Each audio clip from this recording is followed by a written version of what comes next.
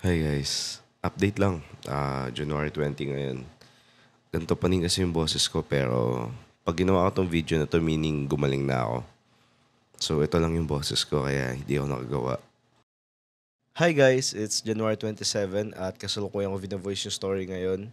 Sobrang sorry talaga at di ako nakapag-upload sa mga nakarang araw at napansin ko na maraming nalungkot. Pero kahit may sakit ako, tinry kong i-voice yung story kaso wala talaga. Hindi kaya ng boses ko gawin yung story. Pero bilang pambawi ko sa inyo, this February matatapos na yung full part ng Love in Disguise. At sa mga members, makikita nyo na kagad yung full part ngayon mismo. Maraming salamat sa pag-unawa at sobrang thank you din sa patuloy na pag-support nyo sa stories natin.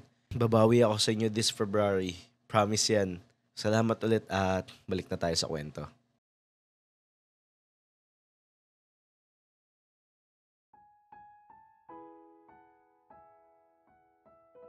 Talaga? Paano kung sabihin ko sa'yo ako si Jandesu? Tatanggapin mo kaya ako? Ha? Nagbibiro ka ba? Mukha ba ako nagbibiro? Paano namang naging ikaw? Ang imposible naman yung sinasabi mo. Bakit naman naging posible? Di pa ba halata sa boses naming dalawa? Pwede ba, Genesis?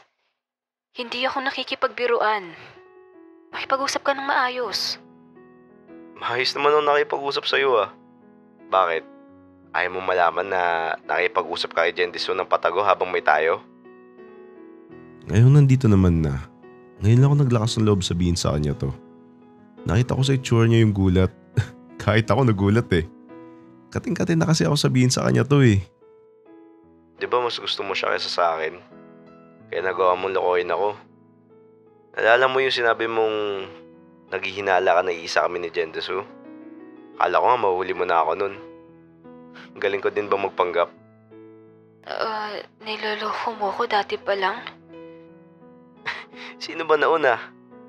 Inumpisahan mo kaya tatapusin ko. Di ko alam kung paano mo nasisigmuhan yung pinagagawa mo sa akin.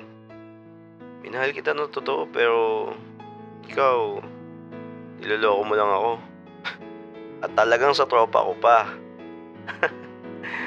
Ano? Hindi ka pa din ba naniniwala? Gusto mo pa ba tawagan kita gamit account ni Jendesu? Ang tagal kong kinimkim tong sakit na naramdaman ko. Ang daming araw ko pinalipas para sabihin sa kanya lahat. Ngayong nasabi ko na parang nawala yung tinik sa dibdib ko. Nakita ko na pinipigilan niya maluha. Ayoko makita siyang umiiyak kaya umiwas ako ng tingin. I'm sorry. Pinagsisihan ko na lahat yung Genesis. Sorry pero ang hirap na maniwala sa sinasabi mo. Hindi ko alam kung totoo pa ba yung intention mo sa akin. Kung hindi ko pa sasabihin sa'yo, parang hindi mo pa din naaminin na niloloko mo ko eh. Kaya nga ako nandito para sabihin lahat sa'yo eh. Maniwala ka, pinagsisihan ko na lahat. Please. Bigyan mo lang ako ng chance para mabalik tiwala mo sa akin. At promise ko sa'yo, iingatan ko na yun. Ilang araw mo akong pinagmukhang tanga. Tama na siguro yun. Ayoko na magpakatanga ulit sa'yo, Ira. Hinawakan niyo yung kamay ko. At tinignan ko siya sa mga mata niya. Kahit pa paano parang sinasabi ng mga mata niya yung totoo. Pero sa ngayon, di ko pa kaya yung sakit na naramdaman ko. Kaya tigas muna ako ng puso ko. Genesis! Sorry pero hanggang dito na lang. Umalis na ako at hindi ko na siya tinignan. Kutya, akala ko kaya ko na siyang patawarin. Akala ko magiging okay na kami after ng pag-uusap namin. Hindi ko alam na mas masakit pala pag sinabi mo yung katotohanan sa kanya. Lumabas ako ng school nun. May klase pa kami pero hindi ko na nagawang pumasok dahil mas gusto kong mapag-isa.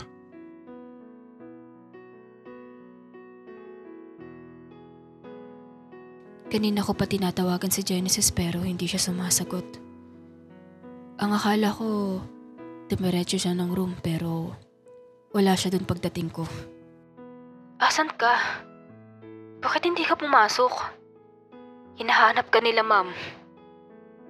Hanggang sa matapos yung klase namin, hindi siya nagpapakita. Hindi ko siya tinitigilang kontakin. Maging sa account niya na Gentesu, hindi siya sumasagot. Nag-uumpisa na akong mag-alala. Hindi ko alam kung saan siya nagpunta. Hindi ko alam kung umuwi ba siya o baka kasama niya si Grace at nagpakalayo-layo sila. Di ko maiwasan masaktan.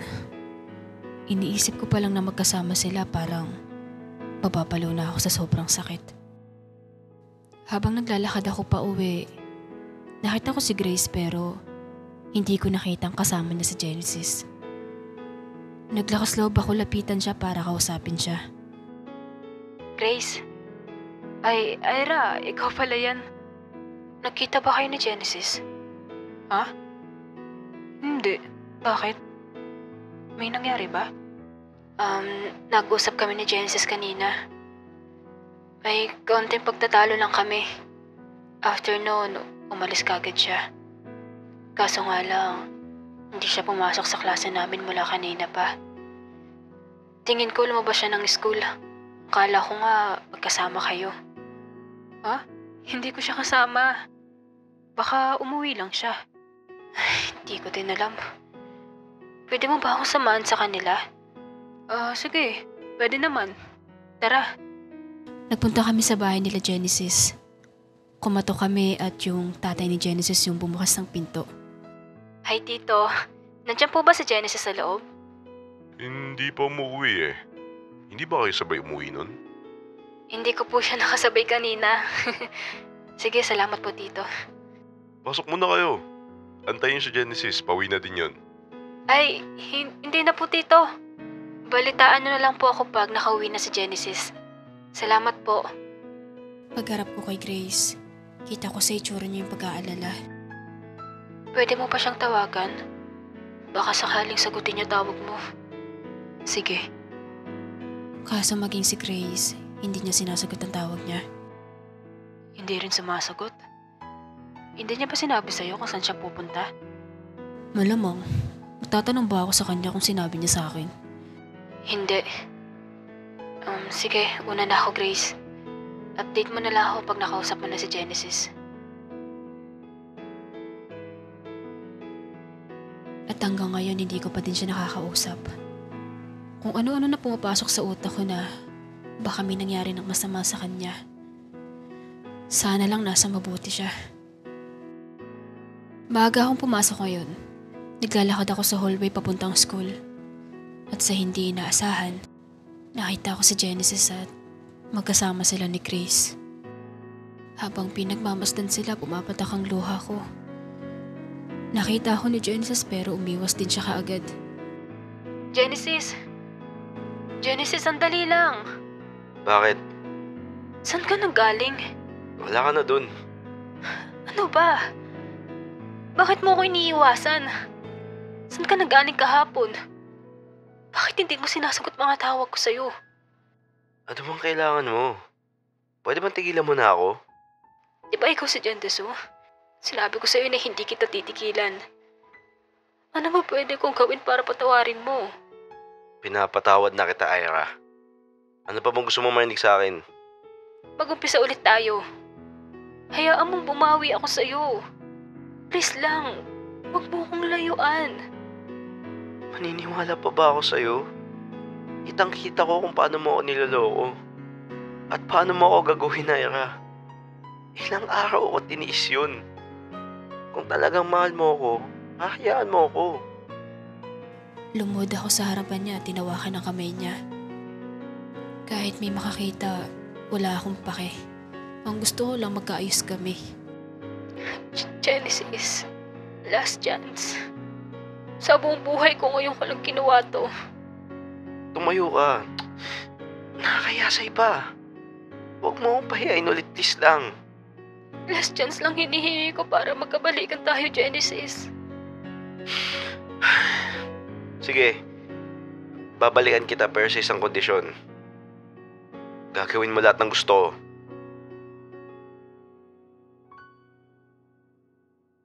Gusto mo ba makita yung full part? Click mo lang yung join sa tabi ng subscribe.